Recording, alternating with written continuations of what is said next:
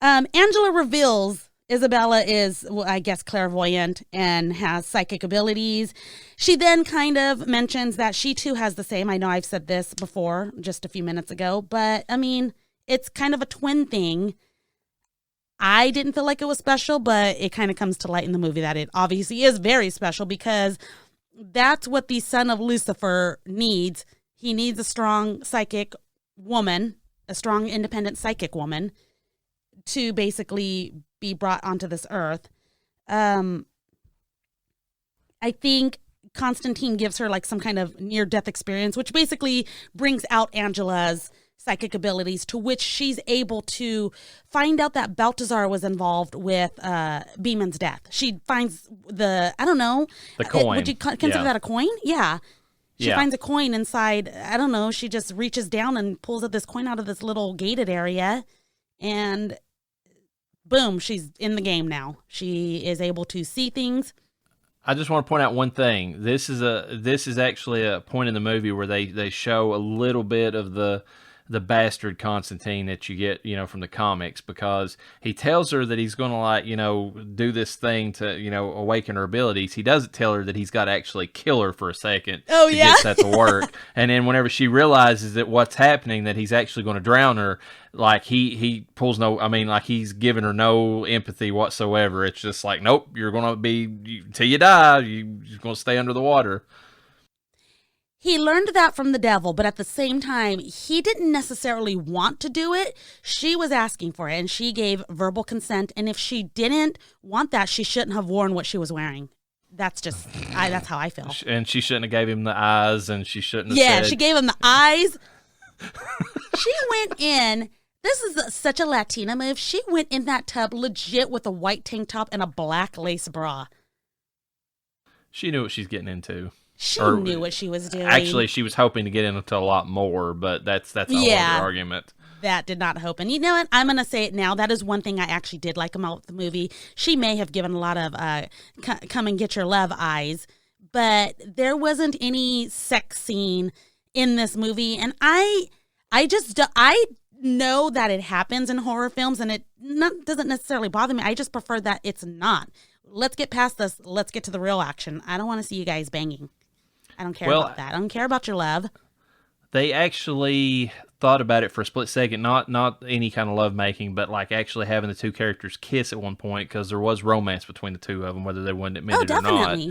But they were afraid that if they ever actually gave a kiss in the, one of the work prints, that the studio would see it and want it completely reworked into a romance. And that's the reason they actually, left it out of the movie, because they didn't want the studio to even get the hint or a whiff of, a romance in that, in that way.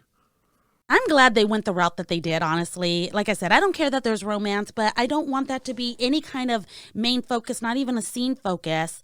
I know they had a few close calls and it just didn't happen, and they got straight into the action again. And I don't know, that's just me. I really do think shit blowing up, bodies flying all over the place. Show me the weapons, which we do get a really cool weapon scene shortly after this. I don't know if this is the part where he grabs the gun with the cross on it. I don't think it is. It is? Oh my God, that gun was badass. Because Beeman's stuff was right there beside where the coin was at, so that's whenever he's getting locked and loaded for the final confrontation. Okay, and I wasn't 100% about that. I thought he had some kind of secret vault, not necessarily next to Beeman, but I just thought he was at his place, some kind of secret vault where he had all these weapons. He was getting locked and loaded, which I loved the scene. He had all kinds of cool fucking toys. But that gun was so cool. It's something, like a Catholic warrior definitely needs a gun like that. It was a cool looking gun, for sure. And I like the design of it and how it kind of, and there was even something that I wasn't even aware of. And I thought I put it in the notes, but I'm not really seeing it offhand. But apparently, the gold that was made out of, or at least some of the bullets that was melted up, by Chaz or whatever at some point, end up being part of they were blessed. Actually, as brass knuckles were made of gold, blessed by a bishop during the Crusades. So there was a lot that they built into the lore behind a lot of those weapons in the movie. Yeah, and I really enjoyed that, even though I didn't know at the time. Obviously, I knew after when I read the notes. I thought that was really cool. Constantine finally convinces Papa Midnight about the demons doing dirty deeds and not for dirt cheap. He's able to get into the chair. Now, he really tried earlier in the film. He tries to tell Papa Midnight that he needs to get in the chair, and he is denied access. And then this particular time, he finally convinces Papa Midnight, hey, there's some shit going down.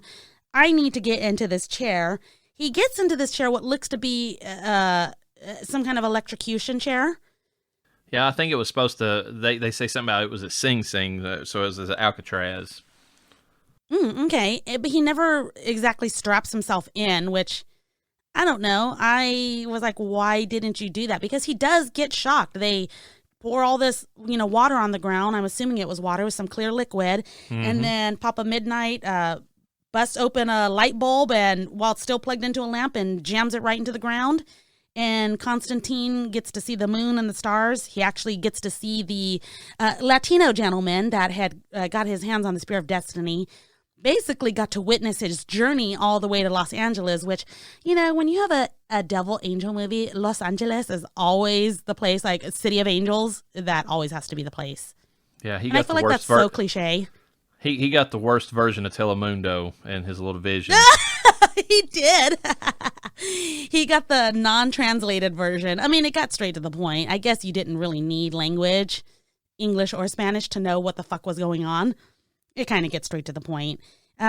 He's able to discover, basically, he's able to see what's going on with the spear, how it's traveling, where it's traveling, and which then points him to Angela's location, where they make it basically to the mental hospital that Isabella had committed suicide by jumping off of a building, going through a glass roof into the swimming pool below.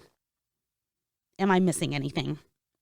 Did we discuss the fact that Angela had been stolen from him at this point by I can't remember where this works in the movie, because I think before the Papa Midnight scene, because that's where he's at his wit's end and he has to have the chair.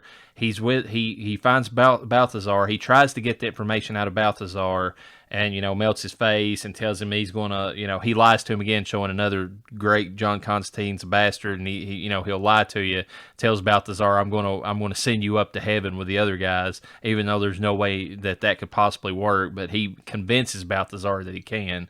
And after he gets the information about, I think it was what Mammon was needing, as far as I think that's how he knows that he needs Angela or something like that. Angela gets stolen by, it's Gabriel, but you don't know that just because some winged thing. You just see some invisible force, kind of pull her through the walls and out of Constantine's reach. And yes, I completely forgot about that, because I do want to discuss the Balthazar getting the shit beat out of his face, basically, in this scene. I particularly have never liked the CGI in this scene, but it's terrible, but it works. It's literally every time he gets punched, his face is crumbling off.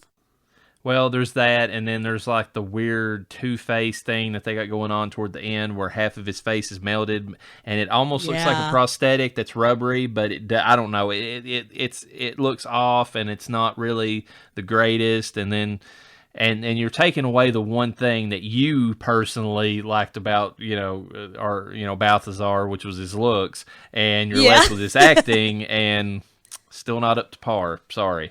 Yeah, it wasn't there. What happened in that scene, because I'm drawing a blank right now, where somebody sees him and then he just gets, I don't know, whisked away, destroyed even further. Something happens before we switch to Constantine. He tells somebody, he basically tells the person, which it's Gabriel, I'm fairly sure, says, that's not the deal. You said you was going to resurrect me if I did my job. And then they mentioned something like, the deal's changed or whatever, and then and then he's just left to crumble, and kind of drift away. Yeah. Yep, that happened. Okay. So past where Constantine, actually, I feel like, he gets the location of where Angela is, but he finally gets Chas involved And this is where they have that scene of them also weaponing up, and Chaz is actually making these holy bullets for him. And Yeah, what is this he is putting in them? Is he putting holy water in them? he's doing that, and there's gold. This is the Monster Squad scene for me. If anybody out there hasn't seen it, you need to. But this is the scene where Rudy's making the silver bullets to kill the werewolf scene, basically. Yeah. And Pretty straightforward. they're just gearing up, but you kind of get the idea that something bad's going to happen because Chaz is a little too happy with the situation, and Constantine being who he is and what he does, it's probably not going to go well for his partner. Yeah, and Chaz, for the most part, he remained calm, considering it was his first time on the job, and he knew what to do. Like, they had a plan. He fulfilled his end of the plan. When Constantine couldn't, because they do find Angela, and she's got this demon inside of her trying to rip its way out. And when Constantine can't quite, I don't know, put the words together to chant whatever incantation he's trying to do, prayer to expel this demon, Chaz jumps in and starts helping him, and things go a little bit smoother. But then I believe it's at this point that Gabriel shows up. Chaz gets killed. He gets literally bottomed and topped out. One thing before we go any farther, I do want to back up just a second. When they do get to the place where that's at, the hospital or whatever, and there's the pool scene, there's that weird scene where that female demon, speaks a word, something about holy water. I think she's the one that mentions it because of the fact that, whenever they set the sprinklers off. There was actually an extended scene with that actress where she was actually John Constantine's lover at the beginning of the film, and she's the one that kind of, before they made the edits and cut it away, she was the one that mentioned that Lucifer would personally come up from hell to collect John's soul because he hates him so much. And she's actually, her name's Ellie, and she's actually a character from the comics, but they severely truncated her stuff. I'm surprised they even left in that one scene. I guess it was to, for the actress's sake, so she got at least a credit on the movie. But it's kind of a weird, it sticks out because it's who is this person and why is she getting prominence in this scene? Yeah, and I am jumping over a really awesome scene because that was a high action scene where Constantine basically gets to whoop ass on a bunch of demons while they are kind of melting because holy water is pouring down upon them. It was pretty cool. I mean, and they didn't overdo it. There was, I don't know, less than 10 demons that got attacked at least that you saw. They just didn't overdo it. I liked the scene. I thought they did a good job with it. Oh, it was one of the best scenes in the movie. I mean, especially for the action part of it, because he gets to use the gun. I mean, it was really smart how they did, he blessed the water as it was falling so that it turned into holy water. The whole scene worked, so it was a good scene. Yes. Now we have what I'm going to say is kind of the ultimate baddie because it wasn't Lucifer. We're dealing with Gabriel at this point, who basically is kind of revealing, we'll say her. Gabriel is definitely a woman in this episode. God damn it. Show. Movie. What's wrong with me? I need to edit that. I don't know if I should leave that in or not. Anyways, Gabriel is revealing, Gabriel's revealing the plan, and lets, Constantine know what's going on. Basically gives the whole spiel. Basically banishes Constantine to another room. I don't know if I'm missing anything in between because I seem to be missing really good details for some reason. I am blowing through this. Well, I do want to say that I thought it was interesting. So we had in the prophecy, that version of Gabriel. I love that Gabriel. But anyways, Christopher Walken was pissed off, basically at God for giving prominence to man. This Gabriel, it's kind of weird because it's a similar thing, but it's in a different way. It's this version of Gabriel is determined that man is not worthy of heaven, and so her goal is to make earth a living hell. Therefore, only the best and the most pious get to heaven because they have to literally deal with hell to get there. And so it's kind of like two sides of the same coin. Both Gabriels in both films hate humanity, but it's kind of weird in this Gabriel sense. She loves humanity, but like the best parts of it, but like she feels like it needs, like it's like an unforged piece of steel, like it needs tempered to be able to get the best out of humans. Oh yeah, she's like, this is gonna this is gonna make true believers. If they have to deal with this, they're gonna want to do right to go to heaven. They're not gonna want to be here. And I felt that to be, I mean, it's I don't know. It's one of those things at this point you're forcing. There's a reason that God gave free will. He wanted people to choose to be there. Not his own, not angels. No. You guys don't get to choose, but the humans that I so love, that I, sacrificed my own child for. I want them to be able to choose. So while I find that to be very strange, she's basically taking that away. She's basically saying, no, fuck free will. Basically, like, I forget what, I don't even want to say what religious sect, but there's only one way into heaven, and this is it. She went that route. Yeah, she's basically saying in this that God's a big hippie in this reality, and that he just lets anybody in there as long as they have some belief and they love him because he loves all humans. But she's saying that humans need to prove themselves to get into heaven, and that's what she's trying to do. Yeah, in like I said, again, a forcefully way, but she's also not entirely wrong because, I mean, there is that belief that you could be a murderer, and as long as you repent and, say your X amount of Hail Marys, the Lord will forgive you and accept you into heaven. And I feel like there needs to be a little bit more of some kind of a better vetting process than that. That's my opinion. I'm not saying that I'm right, but I am entitled to it. So Constantine gets banished to another room. We see Gabriel basically getting ready to birth this hell spawn that is trying to make its way out of Angela's stomach, and she is going to perform a cesarean section using the Spear of Destiny. Am I saying that right? Is it a Spear of Destiny? Yes. I don't know why I didn't know why I was getting confused about that. Constantine gets this master plan that he's going to stop time personally by, again, committing suicide, and he cuts his wrist. Real quick, what did you think about the CGI of the demon coming out of her stomach? I mean, what was your opinion on that? Personally, I liked it. I thought it was, considering where we are now with CGI, I thought it held up very well. I thought it looked okay. The weird thing about it was they actually built a physical prop that did that, and then they CGI'd it. That makes no sense to me whatsoever. I mentioned that earlier, that's what they did in this movie. They just took all the regular props and they digitized them. But why? Why did they do that in this scene? It makes no sense to me whatsoever. I did not know that, and I feel like that's a kind of a waste of resources, and because, okay, what it reminds me of, and you're gonna like this reference, in my opinion. It's not a good reference because there's one that looks better than the other. But do you remember? I don't know which Friday the 13th it was where they had a 50-foot Freddy in it. Friday the 13th or Nightmare on Elm Street? No, I'm sorry, Nightmare on Elm Street. Oh my God, I'm fired.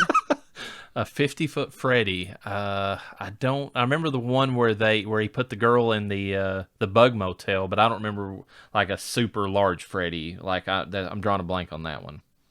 Okay, I could be wrong. This was something I saw as a kid, and I was intrigued by it. So there was at this point, maybe he wasn't large in the film, but he had a bunch of souls or people trying to break through his stomach. Oh yeah. There's that not drawing any. Yeah. There's a scene in one of the movies where like his chest opens up and there's like the souls of the children that like his lives he's claimed or whatever. They're like kind of like trapped inside of him, and you kind of see them like maneuvering around. Yeah. Okay, how they accomplished that, and this is why I mentioned a 50-foot Freddy, was they made a prop that was basically a 50-foot Freddy, and they put all of these people inside and they were wearing like nude unitards, and they covered them in like a slimy substance, probably like baby oil or something, and blood to make them look bloody, and they basically had a bunch of people in there crawling and moving around each other to give that effect. And so I feel like that, obviously that was very realistic because they made this a huge prop to show these people coming through, and they filmed it very well. And this was literally, I don't think I've seen the movie where this happens. At least I don't remember. But I remember seeing the behind the scenes. And I was like, wow, this looks really good. I was a kid when I saw this, obviously. And then seeing this is kind of what it reminded me of. It kind of had a pretty good moving effect of it moving in the stomach. Why they chose CGI when they had a prop that probably was not as big as a 50-foot Freddy is beyond me. I mean, and it's a simple effect. I mean, we talked about HHN. They had the effect of I don't know if you're that scene yet, and I apologize if you're not, but there's a scene where there's a pregnant woman in the show, and like something starts to come out of her stomach in that, and they did that kind of like in a low-key way at Universal Orlando, as in that they just had like this belly prop built that was kind of rubbery, and they had the scare actress have like her actual, like there was a fake arm off to her side, and her real arm was inside the stomach and moving around and made it look like there was something inside. So it's a real easy effect to pull off if they can pull it off in a, just like a haunted house, like, that you tore through. They could have easily done a way better job in the movie. Yeah, so, I mean, I still liked the way that it looked. Like I said, it gave me the same vibes as the Freddy Krueger scene that I had mentioned. You know, I also, like, I don't have a keen eye for CGI. I don't really, I mean, when it's bad, when I say it's bad, it's real bad. Like, we're talking, we got this CGI off of Wish bad, Yeah, you're basically like me with pizza. It has to be pretty damn bad pizza for me to consider or even have a critique on it. Exactly. So that's where I stand on it. You have a little bit more of a keen eye for that. And that's good because one of us has to. One of us also has to brush up on their horror because they can't tell the difference between Friday the 13th and Nightmare on Elm Street. So moving forward. So Constantine is dying. Okay. We've got to that point. Yes, Constantine is dying. Time pauses, and Gabriel does not get to deliver this baby via C-section because when JC committed suicide and he started dying, that prompted the old Scratch himself, Lucifer, to drip his way into the scene, which was disgusting, with some black steaming tar, to personally come collect the soul of Constantine. And I fucking loved that Lucifer took time out of his busy schedule to personally come get the one and only Constantine. What are your thoughts on this? I liked that he personally came to get him, just like they kind of set up earlier in the movie. I was wondering your thoughts on his look, because the actor actually came up with a look for the character. They were wanting to go a completely different way with that, as opposed to how he did it in the movie. I think that his acting, because I was looking closely, like, okay, what makes this Lucifer unique? What makes you believe that this is Lucifer? One, I love that he was wearing all white, because that's just not, white is supposed to represent purity, and obviously that's not what Lucifer represents. And that was Peter Stormare's choice, by the way. That white outfit was his. Great choice, because at the end of the day, Lucifer is still technically an angel. And if white is what represented them, despite being banished, they can't take that away from him. That's how I feel on it, I really liked the red rimmed eyes for some reason. Oh, yeah. I don't think that's a natural look for him, but I don't know. Something about it just gave him this look. And I don't know if they did any additional makeup. He looked for the most part pretty natural, but he did really good with like the movements of the tongue, the pronunciation of things, using S's a lot, emphasizing that. Like a snake, basically, yeah. Yeah, like a snake. Oh my God. I think it was his acting that really came through. There was very few makeup and aesthetics that made him look Lucifer. It was his personality more than anything. I think he did an amazing job. I did like the performance in this one. He kind of reminded me of Vigo's performance a little bit in The Prophecy, just for the sense that it was more of that whispering, I'm the voice in your ear Lucifer that, that we kind of, got in that movie, as opposed to the more boisterous, Lucifer that we got in, both the Devil's Advocate and, the Devil and Daniel Webster. It was more like the subdued, like, his voice was more quiet, and I like that he went that route with it. Yeah, and a lot of devils that we have reviewed, for the most part, have been charming. And I think the fact that they didn't make him look scary at all, like they didn't make him look grotesque in any severe way, he still has that charm. He seems to have a personality that comes through, even though he is the devil. And I don't know. I just really appreciated it in general. So, and it's a different devil. I like they don't keep them all the same, you know? Yeah, it's a very interesting, comparison when you compare his Lucifer in this or his devil to like Tim Curry's Darkness, in Legend. I mean, it's like night and day. Like one looks grotesque, but it's got like this charm to his voice and how he speaks and everything. And this one is less grotesque in his appearance outside the tar feet, but like he's like there's something. Like, I mean, there's a charisma there, but it's kind of like a slimy charisma. It's not like one that, it's not like the lustful, bestial, sexual type thing that Tim Curry brought out. It's a different type of Well, this charisma. one's definitely not into dudes, so it was Constantine, and although he was happy for the soul, I feel like if it was a lady, like if it was Angela, I think he would have put on the charm a little more. That's, it's possible. You get it. Yeah, maybe. They have a very meaningful conversation. I mean, this guy, I said that he wasn't into Constantine, but he was definitely lusting for that soul. He was, yeah, for sure. He had waited thousands of years, in his opinion, probably even longer, to get his hands on Constantine. And obviously that has to do with, what really would it be? You think he really is mad that Constantine has sent so many souls back to him, or so many of his foot soldiers, if you will? I do, yeah. I think it's supposed to be that he is pissed in Lucifer's eye, as it were, like too many times, and Lucifer's just like, okay, I've had if you ever, once your time is up and I can collect, I'm coming to get your ass because you just, like ruined my plans too many times. Yeah. Now, the devil wasn't involved with this particular plan because Constantine had to inform him, hey, by the way, your son is trying to fucking pull some shit. And if you don't believe me, go in the other room and look. And so I miss details sometimes in movies. Did I miss anything where maybe at some point the devil had his own plan? Because the devil was not fully aware of this.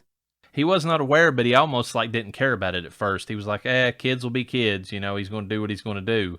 And then it was whenever he mentioned the fact that Gabriel was working, that's kind of whenever it tipped him over. It wasn't so much that Mammon was like going to do it, like try to take over the earth and take over the throne, because it was almost like Lucifer didn't care because he knew that like he had a backup plan that wasn't going to happen, that he would get supplanted, at least in hell. But like whenever he heard that like Gabriel was involved, that's what kind of pissed him off. Yeah, and so he goes and he checks on what's going on. It's like catching your wife in bed with another man.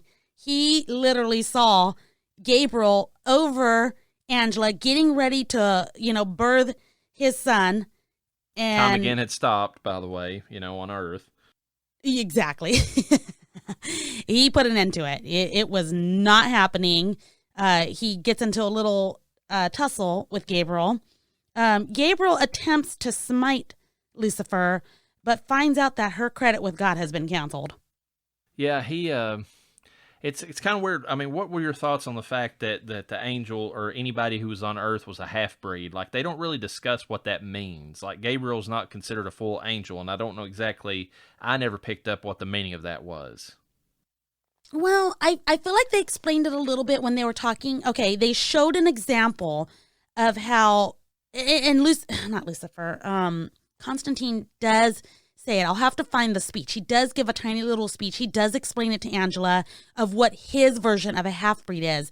And it's somebody that they basically have a job on Earth to basically keep the balance. They're not half human, because I would have thought that they would be, They're just, it's like they're not full demon because they have to do their job on Earth.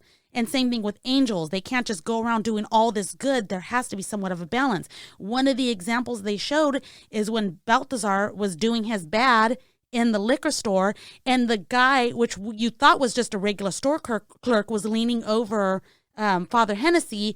You see his angel wings pop out.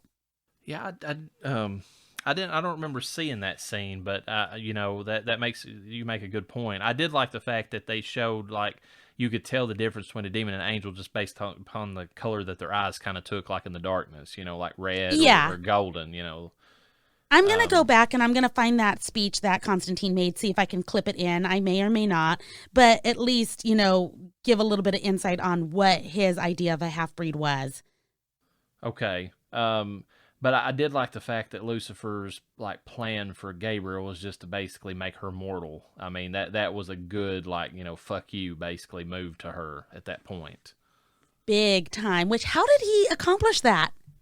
All it shows is like he kind of like claps his hands and like there's like some force field that comes out and like it's like he burns the wings away, but it doesn't really like go into detail about it or anything.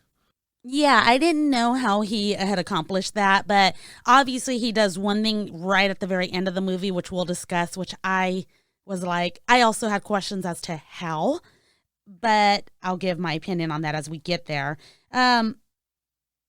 Okay, so like I said, Gabriel's credit with God has been canceled. She's been turned to a human at this point, which you're right, is the ultimate fuck you. Constantine strikes a deal with the devil. It's always about a deal. And he basically wants to trade his soul for Isabella's soul. He wants her to be able to go to heaven and Lucifer can have him. And I mean, Lucifer thought about it for a split second. Yeah, I don't think Lucifer was realizing he was also getting the John Constantine fuck over, but he did because, that was the one thing that John needed to show his redemption to God, and and even though it was like the devil got tricked twice because not only did he not get the Isabella's soul in the deal, but like now Constantine has redeemed himself, so he's not going to hell either. Exactly, and probably. Really, it's not basic, but it's such a short scene. It is probably one of my favorite scenes is watching the devil watching Lucifer, let's give him the devil his due, try to drag Constantine to hell and not being able to do it because Constantine's body is just so heavy at this point. It's literally pulling the ground up like he's dragging some kind of cement destroyer against it. And yeah, I like really he can't move. He can't move at all. Like he's even like every time he tries to move, it's like the ground gives, but nothing else does. Yes, and I thought the CGI on this was actually pretty good. It looked so real. Yeah, that actually did look good, and I do like. I mean, what happens after where Constantine's floating up to heaven, Lucifer gets like this, he's trying to grab hold, he's trying to keep it from happening, and he gets that brilliant idea. He's like, wait a minute, you can't go to heaven if you're not dying. Boom, he gives Constantine the cure that he's needed for a long time, and actually pulls the tumors out of his lungs and brings Constantine back to full health. Yes, and which I have never in any lore, and I'm not saying it doesn't exist, literally Lucifer is all lore, but I have never heard of Lucifer being a healer. But at the end of the day, I constantly say this, he is an angel, and angels are capable of many things. Healing is one of them. It's just strange that for being banished, nothing was taken away, but yet he can take away from other angels. I don't know. I question this stuff all the time. I'm like, can that be a thing? Obviously it is. It happened in the movie.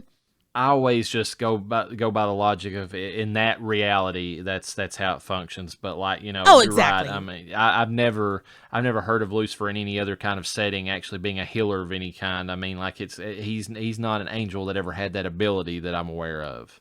Yeah, and I'm not talking shit. I really like the fact that the devil, we don't give him enough credit of what he can be capable. We constantly think the worst, that it's going to be bad. He would never do this. He would never do that. The one question I do have, though, he healed him of his, lung cancer that he pulls out of his stomach, which I thought looked really cool. It was just like this black tar, literally like the tar that was coming out of his feet is what it reminded me of.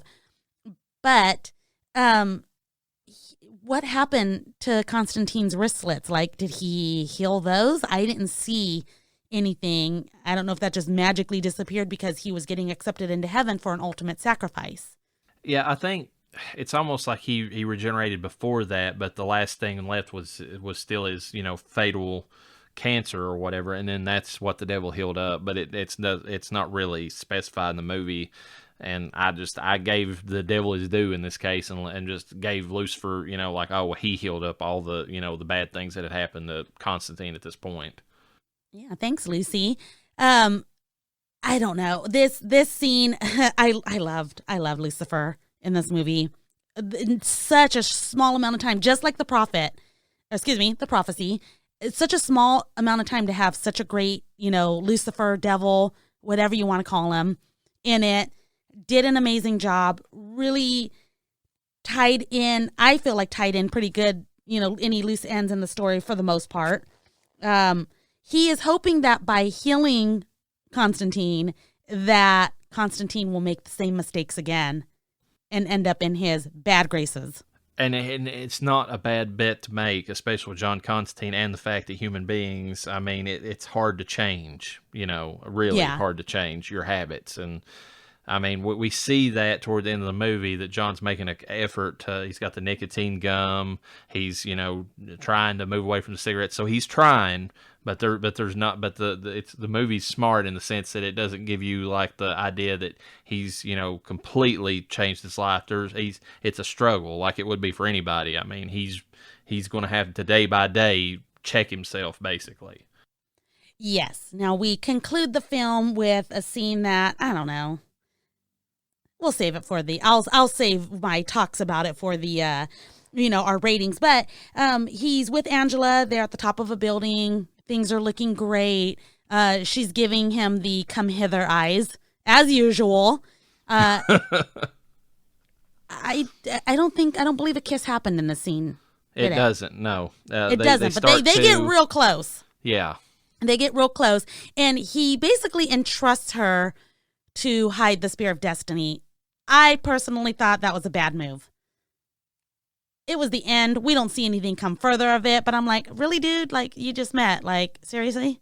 But I guess he's just not trusting himself to have it, which he does say. He's like, you're hiding it from any bad forces, and you're hiding it from me. Which, that's not necessarily to rule out that he's a bad force, because Constantine knows if he has the ultimate power, he will probably try to use it. Yeah, which, good on him for realizing his faults, I mean, the first step is admitting you have a problem. So that's where we're at in the discussion of the film. You had a few things that you gave some notes on, which I thought were pretty cool. Do you want me to run through those? Do you want to go through them? No, you can go ahead with some of them. I started a little bit at the beginning of the discussion for Constantine, but I want to run through them again. Let's go over these reminders again.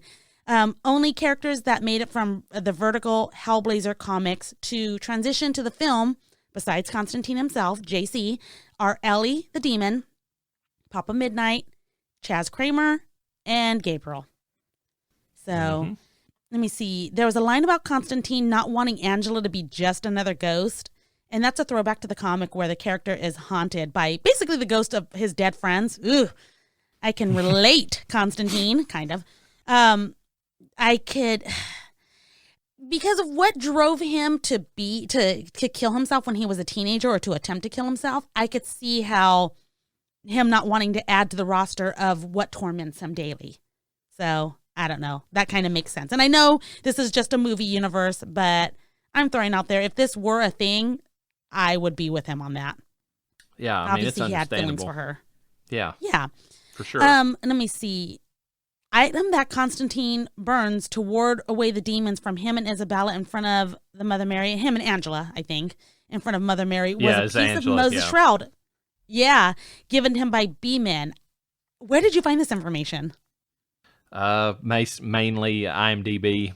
I mean, it was in their. And how are we supposed to infer that? Apparently it was something that in one of the, it was either in like a behind the scenes like thing on the Blu-ray or the disc, or it was something that was told in an interview. But that's what the director gave that information out, like outside the movie. Yeah. Do we know if this was something that was used in the comics? I'm not aware. honestly, I know more about Swamp Thing, which is where John Constantine originally came from, than I do about John Constantine himself. Ah, okay. No bigs, no bigs. We discussed about how the lighter that is shown many a times in this film, and they really do give it its 15 minutes of fame, honestly. And that was actually made by Zippo with Saint Benedict. And that was made specifically for Constantine in this film. The brass knuckles, as we discussed a little bit, those were made of gold blessed by a bishop during the Crusades. Now, is that just to be inferred, or was that legit brass knuckles that were borrowed for the film that were made from gold blessed by a bishop? I think it was inferred, like another one of those things that they had built into the notes, but like never really made it into the movie. I mean, because this kind of reminds me of when my daughter's cross broke in her room, and the dust, or not the dust, but the dirt that is from around the River Jordan, I believe, kind of just splattered in her room, and she was panicking because she thought she was going to be in trouble because that was the, dirt that protects her. It's blessed by priests out in, oh God, Jerusalem, I believe. So it kind of reminded me of that, how people hold these things sacred. And she made me buy her another one because she was like, oh my God. Like, I'm like, whoa. And you said that the dirt made her run. She was afraid it would burn if it touched her. I don't know. That's your little demon child. Okay, the tattoo on Constantine's arm. I did not know this information. Obviously, there's a scene where he throws his hands together. And can you please discuss what happens when he does that? Because I'm drawing a blank. I was just so excited when I saw him do it. You're calling on the wrong person, because I'm trying to think of what scene you're referring to, He and has I'm these not really tattoos on his arm that he brings them together, Mm-hmm. and then something happens. Uh-huh. You don't remember that? I don't remember it. Okay, hold on. I'm Googling this shit right now. I don't care if I have to edit for time. Constantine. Well, I'm just going to mention that tattoo is an alchemical symbol for the Red King, and what that basically means is it's red sulfur. It's the fiery male element combined with mercury, and so it's spirit and soul basically is what it's supposed to be the combination of. So that's what's his protection on his arm is a combination of the spirit and the soul. Yeah, it did something in the movie. I completely forgot what it did. Shame on me, because I was excited watching the film. So sue me. So yeah, I wanted to elaborate on that a little bit, but I am unsuccessfully elaborating on it. So we just know that when he puts his arms together, which he struggled to do, he tried it one time, it didn't happen, and then he forced his arms together a second time, and then something really cool happened that I do not recall because reasons. The Spear of Destiny is a prop from Hellboy, which is hilarious because we discussed about how this movie was originally going to be titled Hellblazer, but they wanted to prevent confusion with Hellboy, so they switched it to Constantine, which makes more the sense than ever now. Yeah, especially since they use props from Hellboy inside the movie. Oh my God. Okay, sorry, I moved on a little too quickly, but the possessed girl at the beginning of the film, while she was crawling on the ceiling, she utters a phrase in Filipino, Tagalog, I think is what their language is called. I'm not 100 on that. I apologize if I said that incorrectly. But basically, it translates to, we'll kill them all.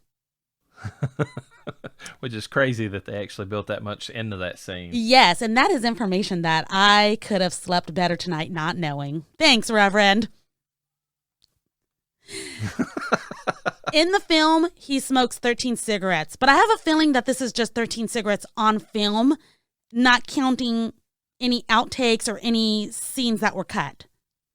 No, it's literally the character is seen with 13 cigarettes in the film, which is, obviously an unlucky number. Yeah, it's a pretty symbolic number. It feels like throughout the film he's chain smoking like a motherfucker. It does feel that way. Oh, shit, this is an interesting one.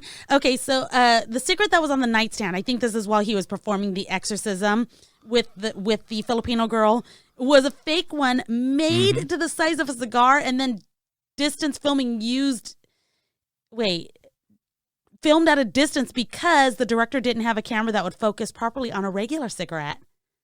Mm-hmm. Holy shit. So that whole thing you were talking about, I thought was funny. You were talking about like filming a big Freddy Krueger and then like, making it like in a smaller, making it look like a smaller scene. They basically did something similar, but They with a basically did that. A genius. You can't get mad at them. Numerology is something that I have studied before. I don't focus on it too much, but Isabella's apartment number is 427. When you add those numbers together, you get 13. Mm-hmm. And this is a situation I like to call no thank you. Two cars at the scene with the Easy Mart have license plates with 274 on them. Fuck you. What is Okay. Isabella's toe tag has a 616 on it, which is an altered version of 666. I did not know that. I've never heard that about 616. I hadn't either, but apparently it was a commonly, understood thing back in like medieval times or whatever that those numbers were kind of comparable, to equal one another. Which is funny because, I mean, that's just assuming, and I'm terribly sorry that I sound so dumb when it comes to any kind of history regarding religion, but that would imply that, okay, you already knew about the Blessed Trinity, which, yes, we had God the Father, the Son, and the Holy Spirit. Okay, and 666 is supposed to be it's supposed to be almost like a mockery of the Blessed Trinity. They have their own version. So instead of 3, they've, doubled it. And instead of, 333 is not a thing in terms of religion, but 666 is as part of mockery in a sense. And of course, to incite some kind of fear. And I don't know. I guess that never really got to me. I know when I was younger, I was raised to fear that number, but it doesn't. Yeah. Nowadays. Anyways, 666 appears next to the bowling ball painting in Beeman's bowling alley. I did not catch that. Did you? It's barely in the film, from what I understand. It's like there's like, I don't know if it's bowling pins or bowling balls, but like it's on the wall, and like out from them are those numbers, like, from each like bowling ball or bowling pin, whichever it is. I swear I need to watch this movie again. It's not like I need an excuse, but the things that you miss and the little Easter eggs that they plant in the films is pretty awesome. Norway's premiere had 666 viewers. I wonder if that was intentional. I don't know, but I think that whenever I heard that, I'm like, they really were itching for a curse on this film with all the numerology they were putting everywhere. Yeah. And numerology, for the most part, is used for positivity. So it's kind of funny that they used it kind of in the opposite, which is unique. I mean, that's just how it is, Sometimes it be like that. The decision was made by the director not to let the main characters kiss because he knew the studio would expect a love story. Good call. Yeah, extremely good call. Yes. Peter Stormare originally auditioned for the role of Balthazar. What do you think of that? Because it's an instant no for me because I loved him as Lucifer. Yeah, he was way better as Lucifer. I mean, and he's one of those character actors that stands out in a lot of his films too. So it would, he could have worked as Balthazar, but they would have had to have somebody with that much more screen presence to play Lucifer on the back end. I mean, because if you're going one up from the lackey, or way up, actually, you're going to have somebody and. So, I mean, it would have really depended on who they cast as Lucifer in that scene. But, yeah, they definitely went the right way in moving him up in the chain. Oh, yeah.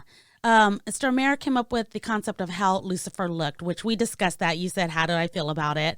He was originally going to be shirtless with leather pants, a spiked collar, and tattoos. Fuck no. I'm glad you put that in there because that's, oh, my God.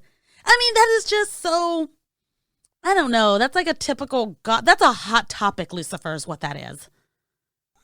I just think it's like just such a, it's such a cliched look. Like, I mean, it would have just totally like not stood out at all. And what he chose to do with the tar on his feet and like the white, outfit, pants, like the suit, it really, it's a drastic enough look, and it stood out enough to where he definitely had the right call. Oh yeah, absolutely. I'm glad he came up with that because that I don't know that it would have taken away. Just maybe Stormare maybe he didn't feel comfortable being shirtless. Maybe he didn't like his erect nipples on display, and it took away from his, his character as Lucifer. I don't know. I'm making shit up, but maybe he felt more in his element, trust how he was. I really like what he created. I really did too. It's definitely one of the, more visually, interesting ones that we've seen for sure, especially this season. Shia LaBeouf got the job as a director recommended him because he was working with, because he had worked with Will Smith on, I cannot word right now. I'm going to totally edit this. Shia LaBeouf got the job as a direct recommendation by Will Smith after working with the kid on iRobot. So Will Smith got him in this film, basically. That's basically how it amounted. It was like they were scouting around, and like I guess Shia, applied for the job, and then Will Smith kind of stepped in and said, hire this kid. He gets my vouch or whatever that he's good for for the role. You're going to have to elaborate on this a little bit because I feel like you're just putting this in to make fun of me. But I feel like you put every single word that Gavin Rossdale said. Maybe not, because he probably had a few more. No, that's in one scene, and that is the scene where he meets Constantine for the first time, and it is terrible. Like that, these words were all said by Rossdale in that scene. Word is, you are on your way down. Fresh meat, finger licking good. I hate you. And you gotta say finger looking good. That's because that's how he says it in the movie. You know what? You're just doing this to torment me. You're just being mean, is what's going on right now. That is not Gavin Rossdale's fault. That is the screenwriter's fault. I refuse to believe anything else. Well, he had right of refusal, I'm sure. Like, he could have came up with something better because Stormare came up with better, so he could have came up with better. Yeah, he just didn't. But Gavin Rossdale was not an established actor by any means at this point. I doubt he was in anything before this other than a Bush video. So you can't. He still gets credit. He gets a B-. Okay. Okay, so let's get into the final review of it. You go ahead with your score first. 3.5. 3.5. 3.5. I'm gonna pull the thing that you did on the Devil and Daniel Webster. If to me, I like Keanu Reeves. I like Rachel Weisz in this movie. I like Stormare. I like what they contributed. The movie to me is good, and it's one that I will rewatch, but it's not one that stands out to me as like, the greatest thing ever. There's, if you're more of a Constantine, it's hard because I have read Constantine comics, and that or Hellblazer, and that kind of flavors my opinion of it. And I've also seen Matt Ryan's performance, since then, and that flavors it, even though it probably shouldn't. But I've seen other versions of Constantine, and I like what they did better than this, and that's kind of where I'm coming from. But just judging on its own merit, it's an okay movie. There's, there's certain things, like I said, the CGI kind of, even back in the day when I remember watching that, I thought that the demons kind of looked kind of ridiculous, like, how they did the weird little creature effects on them. And I don't know, like there's certain scenes that stand out, but it's mainly the ones where Constantine's interacting with like Tilda Swinton or, Peter Stormare or, those scenes. There's like a lot of in-between stuff that just it's kind of there. I mean, I like whenever he interacts with Papa Midnight, but I mean, like, I don't know. It's a 3.5. That's all I can say. As far as like, as far as the plot and the story and everything else, I thought it was decent, but it's not like something that I'm dying for. Well, I give this a 4.5 because. Oh, wow. Gavin Rossdale. No, I was kidding. No, oh my God. Not because of Gavin Rossdale. When I was watching this movie, and maybe I'm giving it too much credit, which you probably feel that, because that I love the action. Like, I am swept in when there is shit going on. And I just liked almost all of the character interaction. Some of it felt a little too short for me, but then, we can't drag this shit on forever. Eventually the movie has to end. I did like some of the lore that was in it. Really wish they kind of would have had a little bit more information on the shit that Beeman was giving to Constantine. I did mention that, like a little more weapon lore, or, I don't know, a tidbit more focus on that.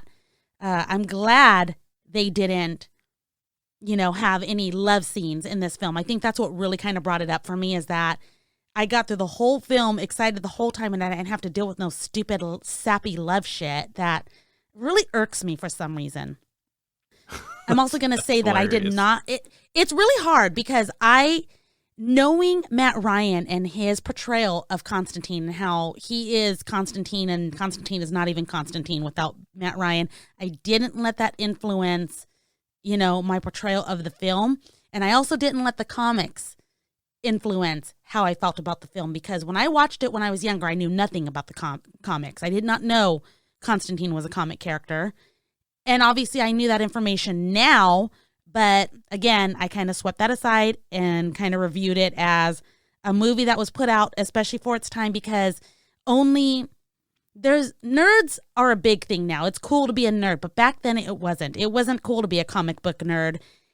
So yes, they got a movie and they probably didn't appreciate it. They probably didn't like it, but I didn't know anything about that. And I enjoyed it then. And I definitely enjoyed it now, especially as a grown woman looking at Gavin Rossdale. All right, I've got to ask, before we wrap up this season, portrayals of the devil in cinema, like we've covered a bunch. Is there any outside of this that you want to throw out there your support of, and which one has stood out the most as far as the ones we've watched, as far as the ones that the portrayal you like the best? That's a good question, because I hadn't even thought about that, honestly. I mean, we got to throw out Tom Ellis. I mean, obviously is Lucifer. Yeah. That's Lucifer. We that's said a we'd big mention one, that. But... Honorable mention. Mm-hmm. I mean, I know the South Park devil. No, just kidding. Oh my God. I feel like all the portrayals of the devil that I really liked, I mean, don't shame me for throwing this in there, but we never ever once said anything about Lucifer and Little Nicky. Harvey Keitel. Okay. Mm-hmm. Not great or anything, but I thought that was hilarious. I feel like all the great devils, I feel like we reviewed them, to be honest with you. Yeah, I mean, obviously we cheated because Pizza Guy is not the devil, even though he said that he was in the movie. And then, Black Phillip is, but not, they don't really come out and say it, but they don't come out and say it in a lot of these films, so that's understandable.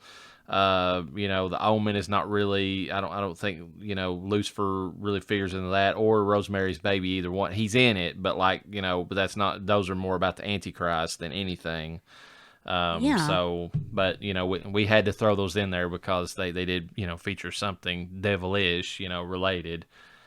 But yeah, because even if we didn't review a film, we gave special shout outs to certain Lucifers that were out there. Like we talked about, God, why can't I think of it right now? The Pick of Destiny.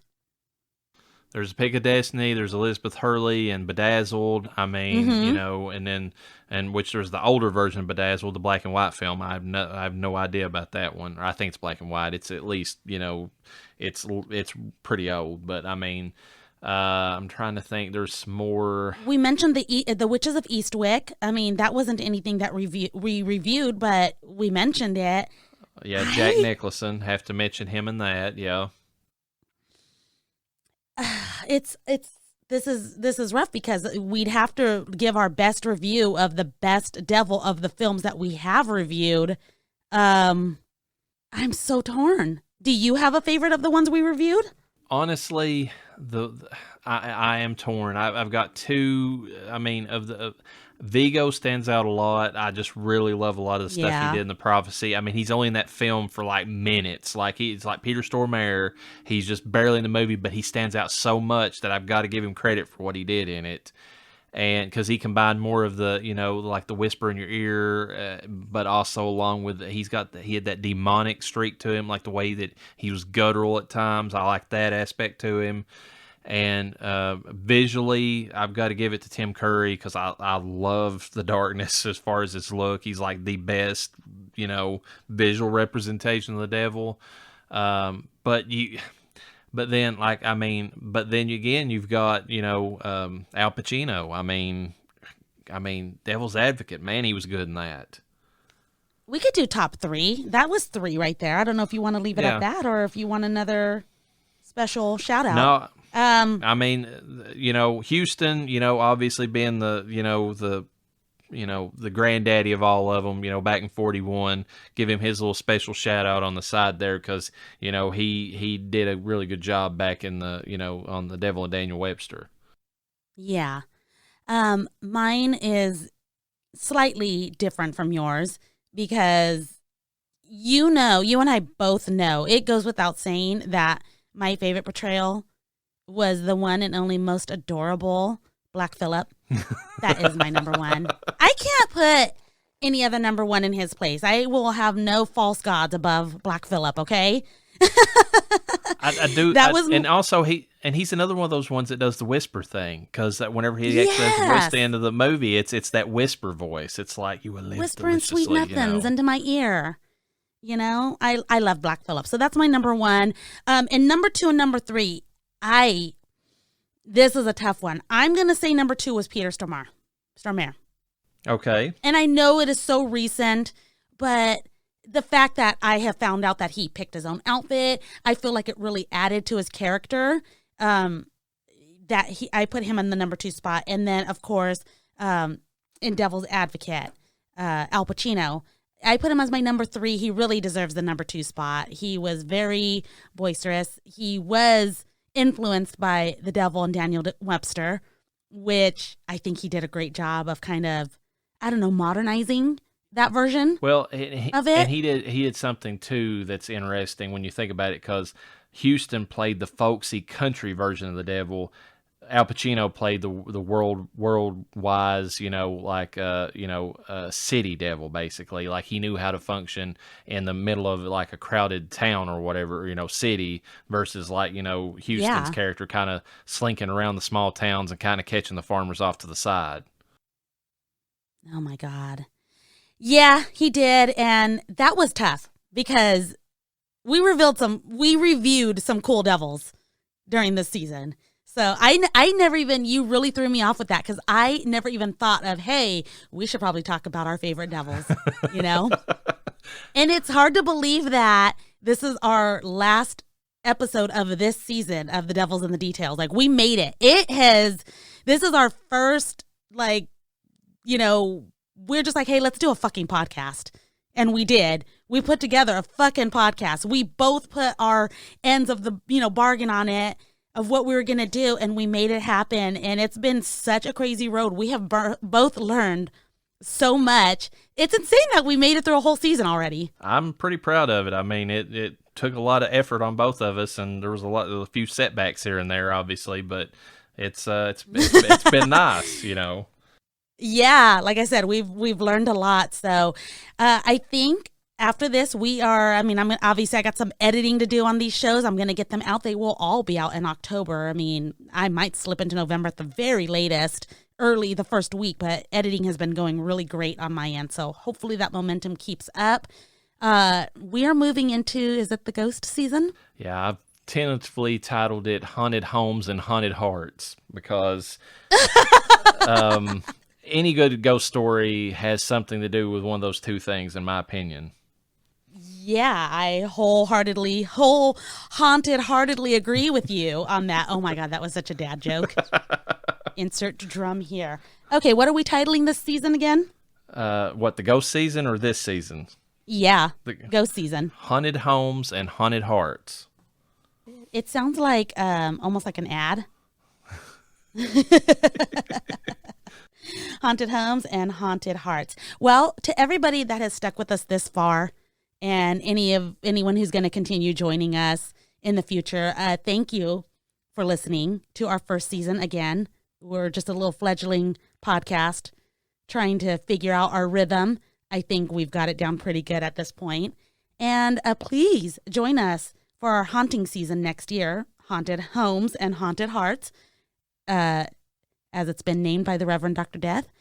I'm La Llareyna. I just want to say thank you so much, Reverend. I would like to thank everybody who is, subscribed, listened, downloaded. It's really appreciated. I mean, we want it to be something that you all appreciate, and the fact that we're, actually responding is just blowing us away. So we really appreciate that. And with that, peace be with you. And with your spirit.